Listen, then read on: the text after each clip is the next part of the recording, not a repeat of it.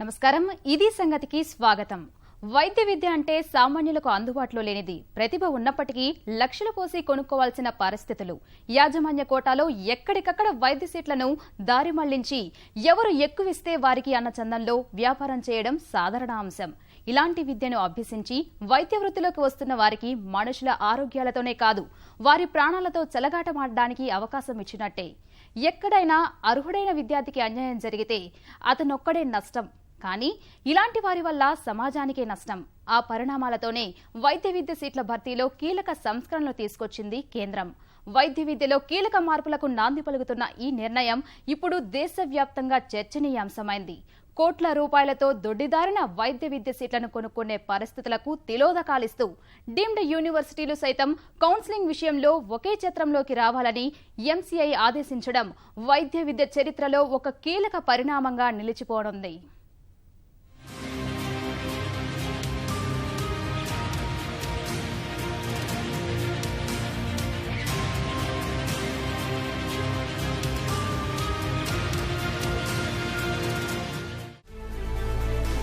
వైద్య విద్య అంటే కేవలం ప్రతిభ ఉన్నవారికే పరిమితం. ఇది ఒకప్పటి మాట. ఎప్పుడైతే విద్యారంగంలో కార్పొరేట్ శక్తులు ప్రవేశించాయో అప్పట్నుంచి ప్రతిభ మూలన పడిపోయింది. లక్షలుంటేనే సీటు, లేదంటే అంతే. అంటే ప్రతిభతో సంబంధం లేదు. చేతిలో డబ్బులుంటే చాలు, కోరుకున్న చోట నచ్చిన విభాగంలో చేరే అవకాశం. ఓ విధంగా శంకర్దాదా ఎంబీబీఎస్లకు ఎక్కువగా అవకాశం ఉండేది. వాళ్లు వైద్యులుగా మారి సమాజంలో ఎలాంటి వైద్యం అందిస్తారో అందరికీ తెలిసిందే.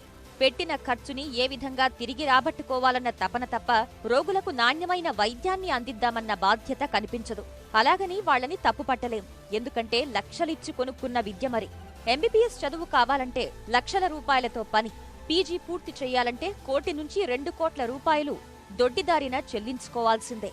వీటికి కారణం ఆయా కాలేజీలు ఇష్టానుసారం సీట్లకు ధరను నిర్ణయించడమే. కానీ మధ్య జన సామాన్యం ఏమైపోవాలి అన్నదే ప్రశ్న.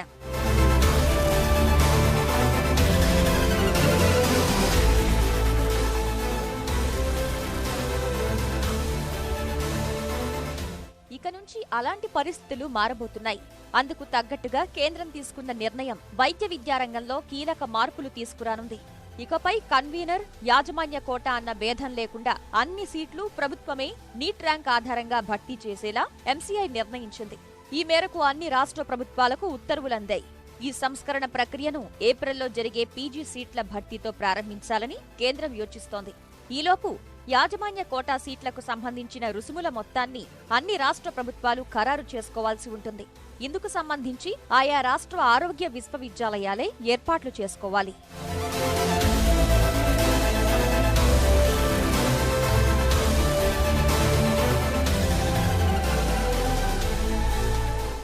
రెండు 2017-18 విద్యా సంవత్సరం నుంచి ప్రభుత్వ వైద్య కళాశాలల్లోని సీట్లతో పాటు ప్రైవేటు, మైనార్టీ, డీమ్డ్ విశ్వవిద్యాలయాల్లోని ఎంబీబీఎస్, పీజీ వైద్య విద్య సీట్లన్నింటినీ ఉమ్మడి కౌన్సిలింగ్ ద్వారా భర్తీ చేస్తారు. ఇప్పటి వరకు ప్రైవేట్, మైనారిటీ, డీమ్డ్ విశ్వవిద్యాలయ కళాశాలల్లో వేర్వేరుగా భర్తీ ప్రక్రియ కొనసాగుతోంది. ఇందుకు భిన్నంగా ఈ ఏడాది నుంచి అన్ని మెడికల్ కళాశాలల కౌన్సిలింగ్ ను ఒకే వేదికగా నిర్వహించాలని కేంద్రం ఈ నెల 10న ఆదేశించింది. ఈ మేరకు ఈ నెల 13న కేంద్ర ఆరోగ్య మంత్రిత్వ శాఖ భారతీయ వైద్య మండలి నుంచి లేఖలు పంపారు. కేంద్రం నిర్ణయం ప్రకారం వైద్య విద్య కౌన్సిలింగ్ లో యాజమాన్య, ఎన్ఆర్ఐ కోటా అంటూ ప్రత్యేక కేటగిరీలు ఏమీ ఉండవు. 100% సీట్లు ఆన్లైన్ ద్వారా నీట్ ర్యాంక్ ఆధారంగా భర్తీ చేస్తారు. కేంద్రం నిర్ణయం వల్ల వైద్య విద్య సీట్ల భర్తీలో దళారీ వ్యవస్థ పూర్తిగా తొలగిపోయే అవకాశాలు కనిపిస్తున్నాయనేది ఆశ.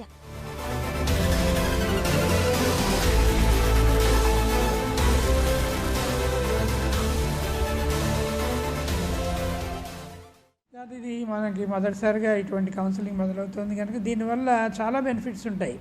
ఇది కౌన్సిలింగ్ ప్రక్రియకి కూడా చాలా ఈజీగా ఉంటుంది. స్టూడెంట్స్కి కూడా చాలా తేలిక అవుతుంది ఈ కౌన్సిలింగ్ వల్ల. అంటే అప్లికేషన్ ప్రాసెస్ ఈజీ అవుతుంది.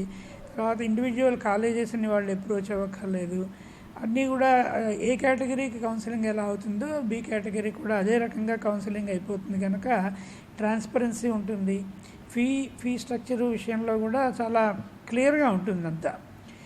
యూనివర్సిటీకి సంబంధించినంత వరకు కూడా ఈ కౌన్సిలింగ్ యూనివర్సిటీ ద్వారా అవుతుంది కనుక స్టూడెంట్స్కి కూడా మనం ఆన్సరబిలిటీ, అకౌంటబిలిటీ అన్నీ కూడా బాగుంటాయి. ఇది చాలా మంచి పద్ధతి. ప్రస్తుతం ఉన్న విధానాల ప్రకారం గత ఏడాది వరకు 50% సీట్లను కన్వీనర్ కోటా కింద, 35% యాజమాన్య కోటా సీట్లను ప్రభుత్వ అజమాయిషీలో ప్రైవేట్ యాజమాన్యాలతో కలిసి నీట్ ర్యాంక్ ఆధారంగా భర్తీ చేశారు. మిగిలిన 15% కన్వీనర్ కోటా సీట్లను మాత్రం ఎన్ఆర్ఐ కోటా పేరుతో యాజమాన్యాలకే వదిలేసేవారు. అందువల్ల ఆ సీట్లు ప్రతిభతో సంబంధం లేకుండా గరిష్టంగా 80 లక్షల నుంచి ₹1 కోటి వరకు అమ్ముడుపోయినట్టు తెలుస్తోంది. ఇలాంటి పరిస్థితులు నివారించడం సహా దేశంలో వివిధ రాష్ట్రాల్లో వివిధ సమయాల్లో జరిగే కౌన్సిలింగ్ల గందరగోళాన్ని తొలగించడం కేంద్ర ఉద్దేశం. అందుకే ఇకపై సీట్లన్నీ తామే భర్తీ చేస్తామని, యాజమాన్యాల చేతిలో ఉన్న 50% సీట్లకు ప్రభుత్వం నిర్దేశించిన రుసుమును మాత్రమే చెల్లించాలని ఎంసీఐ తన లేఖ ద్వారా తెలిపింది. ఈ కొత్త విధానాన్ని ముందుగా పీజీ సీట్ల భర్తీలో అమలు చేయనున్నారు. ఏప్రిల్ నెలాఖరులోపు పీజీ మెడికల్ సీట్ల భర్తీ ప్రక్రియ పూర్తి కానుంది. ఈ విధానం వల్ల పేద విద్యార్థులు, ప్రత్యేకించి ప్రతిభ ఉన్న విద్యార్థులు మాత్రమే వైద్య విద్యను పూర్తి చేసే అవకాశం లభిస్తుంది అంటున్నారు వైద్య విద్యార్థులు.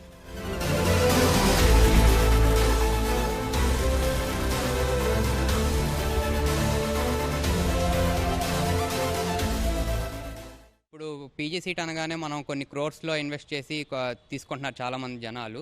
అది డెఫినెట్గా పోయి ఫీ స్ట్రక్చర్ అంతా ముందే అవైలబుల్గా వస్తుంది. మనకి చాలా తక్కువ కాస్ట్లోనే పీజీ సీట్స్ అనేవి అవైలబుల్గా వస్తాయి. దీనివల్ల డాక్టర్స్ కూడా మనకి నెంబర్ ఆఫ్ డాక్టర్స్ పెరుగుతున్నారు. అండ్ వాళ్ళు కూడా మెరిట్ బేసిస్ మీద వస్తారు కాబట్టి డెఫినెట్గా వాళ్ళు కూడా ఎదురు వాళ్ళకి సహాయం చేద్దాం అనే ఉద్దేశంతో కలిగిన వాళ్ళు ఎక్కువ మంది ఉంటారు. నెక్స్ట్ వచ్చే ఫ్యూచర్ జనరేషన్స్కి ఇది ఒక రెవల్యూషనరీ డెసిషన్ డెఫినెట్గా. గత విద్యా సంవత్సరం వరకు మైనారిటీ డీమ్డ్ విశ్వవిద్యాలయాల్లో వైద్య విద్య సీట్లను పూర్తిగా ఆయా యాజమాన్యాలే భర్తీ చేసుకునేవి. చేరిన విద్యార్థుల సమాచారాన్ని మాత్రమే ప్రభుత్వానికి తెలియజేసేవి. ఈ వ్యవహారంలో ఇష్టానుసారంగా డబ్బులు వసూలు చేస్తూ అక్రమంగా సీట్లను విక్రయిస్తున్నారనే ఆరోపణలున్నాయి. వీటిని అడ్డుకోవడానికి ఒకే వేదికగా ప్రవేశాల నిర్వహణకు కేంద్ర ప్రభుత్వం శ్రీకారం చుట్టింది. ఎంబీబీఎస్, పీజీ వైద్య విద్యకు నీట్ ర్యాంకుల ప్రాతిపదికనే ప్రవేశాలు నిర్వహించాలని తాజా లేఖలో ఆదేశించింది. ఏ తరహా వైద్య కళాశాలకైనా ఈ విషయంలో మినహాయింపులుండవని, రాష్ట్ర ప్రభుత్వ ఆధ్వర్యంలోనే భర్తీ ప్రక్రియ నిర్వహించాలని స్పష్టం చేసింది. పీజీ వైద్య విద్య తరగతులను మే 1న ప్రారంభించి అదే నెల 31తో మొత్తం ప్రవేశాల ప్రక్రియను ముగించాలని ఆదేశించింది.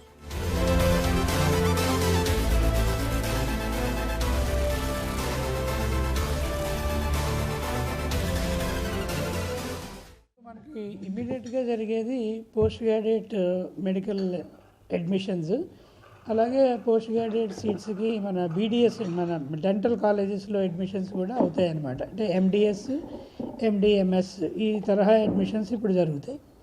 ఇవన్నీ కూడా నీట్ బేస్డ్ అడ్మిషన్స్ కన్నా నీట్ ఎగ్జామినేషన్లో వచ్చిన మార్క్స్ని బట్టి ఒక మెరిట్ లిస్ట్ తయారు చేసి ఆ రకంగా అడ్మిషన్స్ అవుతాయి. ఇదే టైప్ ఆఫ్ అడ్మిషన్స్ అండర్ గ్రాడ్యుయేట్స్కి, తర్వాత సూపర్ స్పెషాలిటీస్కి కూడా జరుగుతాయి. అంటే ఒక రకంగా మనం లాస్ట్ ఇయరే బి కేటగిరీ వాళ్ళందరికీ కూడా ఎంబీబీఎస్లో ఈ రకమైన అడ్మిషన్స్ చేసాం యూనివర్సిటీ ద్వారానే. ఇప్పుడు అదే రకంగా మొత్తం ప్రైవేట్ సీట్స్ అన్నిటికీ కూడా జరిగే అవకాశం ఉంది. ప్రస్తుతం ఆంధ్రప్రదేశ్ రాష్ట్రంలో పీజీ వైద్య విద్యకు సంబంధించి మొత్తం 1530 సీట్లు అందుబాటులో ఉన్నాయి. తెలంగాణలో 1272 పీజీ సీట్లు ఉన్నాయి. వీటికి సంబంధించి గతంలో 50% సీట్లను మాత్రమే ప్రభుత్వం భర్తీ చేసేది. మిగిలిన 50% సీట్లను యాజమాన్యాలు భర్తీ చేసుకునే వెసులుబాటు ఉండేది. ఇప్పుడు ఆ పరిస్థితికి చెల్లుచీటీ పలుకుతూ మొత్తం నీట్లో కనబరిచిన ప్రతిభ ఆధారంగా ప్రభుత్వమే భర్తీ చేయనుంది. దేశంతో పాటు తెలుగు రాష్ట్రాల్లోని కొన్ని కళాశాలల్లో dermatology, radiology, pediatrics, medical oncology వంటి పీజీ కోర్సులు 2.5 కోట్ల రూపాయలు పలుకుతున్న సందర్భాలు ప్రస్తుతం ఉన్నాయి. ఇకపై ఆ పరిస్థితి ఉండదని అధికారుల భావన.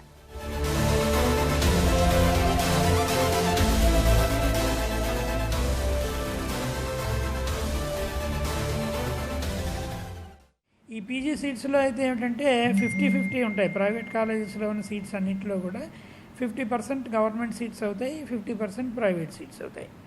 ఆ పద్ధతిలో ఈసారి ప్రైవేట్ కాలేజెస్కి ఎక్స్ట్రా సీట్స్ వచ్చేది చాలా తక్కువ వాటిలో ఉంటుంది. 1-2 కాలేజెస్లో తప్ప ఎక్కువగా వాటికి రాలేదు కనుక మెయిన్గా గవర్నమెంట్ కాలేజెస్లో ఇప్పుడు రాబోయే సీట్స్కే మనం సీట్ మ్యాట్రిక్స్ తయారు చేయవలసి ఉంటుంది. 2 ఏళ్లుగా కేంద్ర వైద్య ఆరోగ్య శాఖ ఎంసీఐ సమన్వయంతో గ్రాడ్యుయేషన్, పీజీ సీట్ల పెంపు భారీగా జరుగుతోంది. 2016-17 బడ్జెట్లో కేంద్రం ప్రకటించిన 5000 పీజీ మెడికల్ సీట్ల లక్ష్యాన్ని ఎంసీఐ త్వరలోనే చేరుకోనుంది. ఈ సంస్కరణల్లో భాగంగా 2017-18 విద్యా సంవత్సరానికి దేశవ్యాప్తంగా 4,000కు పైగా కొత్త పీజీ వైద్య విద్య సీట్లకు ఇటీవలే కేంద్రం ఆమోదం తెలిపింది. కొత్త సీట్లతో కలిపి దేశంలోని మొత్తం పీజీ వైద్య విద్య సీట్ల సంఖ్య ప్రస్తుతం 35,117కు చేరింది. పీజీ సీట్ల పెంపు కోసం ప్రభుత్వ వైద్య కళాశాలల్లో క్లినికల్ సబ్జెక్టుల్లో అధ్యాపకుడు విద్యార్థుల నిష్పత్తిలో మార్పులు చేస్తూ కేంద్ర ప్రభుత్వం ఇటీవలే నిర్ణయం తీసుకుంది. ఇది కూడా దేశంలో వైద్య విద్యకు ఊతం కల్పిస్తోందని చెప్పవచ్చు.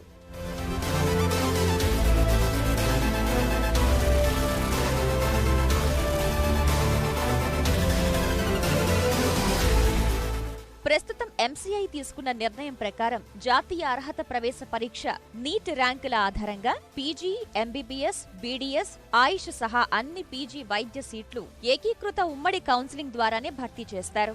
ఈ మేరకు post graduate medical education regulations 2000, graduate medical education regulations 1997 చట్టాలకు సవరణలు తెస్తూ కేంద్ర ప్రభుత్వం నోటిఫికేషన్ వెలువరించింది. 2016-17లోనే బీహార్, హర్యానా, హిమాచల్ ప్రదేశ్, గుజరాత్, కేరళ, మధ్యప్రదేశ్, మహారాష్ట్ర, రాజస్థాన్, ఉత్తరప్రదేశ్లు వైద్య విద్య ప్రవేశాలకు ఉమ్మడి కౌన్సిలింగ్ నే నిర్వహించాయి. జూన్లో జరిగే ఎంబీబీఎస్ కౌన్సిలింగ్ లోనూ ఎంసీఐ విధించిన తాజా విధానాన్నే దేశంలోని అన్ని రాష్ట్రాలు అమలు చేయాల్సి ఉంటుంది. దేశంలో 460 కళాశాలల్లో 63,985 ఎంబీబీఎస్ సీట్లు అందుబాటులో ఉన్నాయి.